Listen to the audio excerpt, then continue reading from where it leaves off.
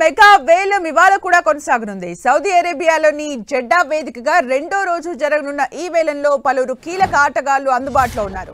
మధ్యాహ్నం 3:30 గంటలకు ప్రారంభమయ్యే ఈ ఐపీఓ మెగా వేలం రాత్రి వరకు కొనసాగే అవకాశం ఉంది. తొలి రోజులాగే రెండో రోజు కూడా వేలం హోరాహోరీగా సాగే అవకాశం ఉంది.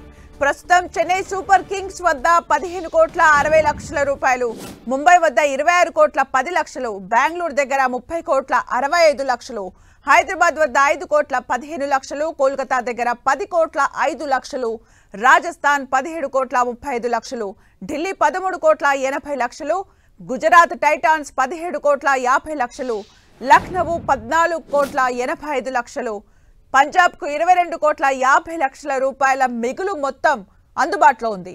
ఈ డబ్బుతో ఇవాళ కొంతమంది స్టార్ ఆటగాళ్లను ఆయా ఫ్రాంచైజీలు కొనుగోలు చేసే అవకాశం ఉంది.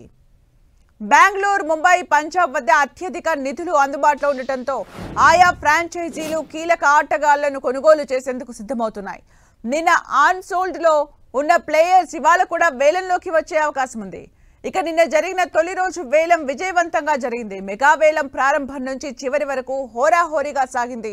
తమకు కావలసిన ఆటగాళ్లను దక్కించుకోవడం కోసం ఫ్రాంచైజీలు పోటీ పడ్డాయి. దీంతో ఆటగాళ్లపై కాసుల వర్షం కురిసింది. ముఖ్యంగా ఇండియన్ ప్లేయర్ల కోసం ఫ్రాంచైజీలు పోటీ పడి కోట్లు కుమ్మరించాయి. తొలి రోజు వేలంలో team India young cricketer Rishabh Pant record సృష్టించాడు. ఢిల్లీ వదిలేయడంతో వేలంలోకి వచ్చిన పంత్ను దక్కించుకునేందుకు ఫ్రాంచైజీలు హోరాహోరీగా తలపడ్డాయి. చివరకు లక్నో సూపర్ జాయింట్స్ అతన్ని కని విని ఎరగని రీతిలో 27 కోట్ల భారీ ధరకు కొనుగోలు చేసింది. దీంతో ఐపీఎల్ హిస్టరీలోనే అత్యధిక ధరకు అమ్ముడుపోయిన ఆటగాడిగా పంత్ చరిత్ర సృష్టించాడు. పంత్ తర్వాత మరో team India cricketer Shreyas Iyer record ధర పలికాడు. శ్రేయస్ అయ్యర్ను 26,75,00,000కు పంజాబ్ కింగ్స్ సొంతం చేసుకుంది. ఆల్రౌండర్ వెంకటేష్ అయ్యర్ను 23,75,00,000 కళ్లు చెదిరే ధరకు కేకేఆర్ కొనుగోలు చేసింది. Team India spinner Yuzvendra Chahal, bowler Harshdeep Singh 18 కోట్ల చొప్పున అమ్ముడుపోయారు. తొలి రోజు వేలంలో ఈ ఐదుగురే అత్యధిక ధర పలికారు. లక్నోను వదిలి వేలంలోకి వచ్చిన కేఎల్ రాహుల్ ను ఢిల్లీ క్యాపిటల్స్ చేజిక్కించుకుంది. 14 కోట్లకు రాహుల్ ను తీసుకున్నారు.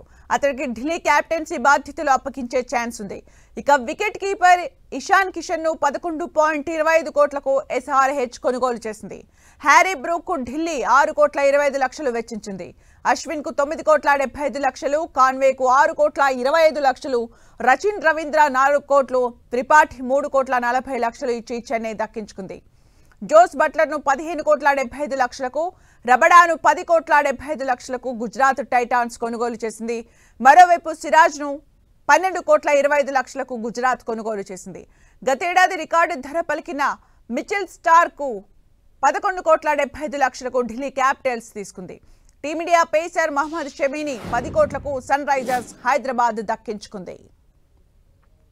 తొలి రోజు వేలంలో కొందరు ఆటగాళ్లు అమ్ముడుపోలేదు. వాళ్లను కొనుగోలు చేయడానికి ఏ ఫ్రాంచైజ్ ముందుకు రాకపోవడంతో అన్సోల్డ్ ప్లేయర్లుగా మిగిలారు. ఫస్ట్ డే ఆక్షన్ లో మొత్తం 11 మంది ప్లేయర్స్ అమ్ముడుపోలేదు.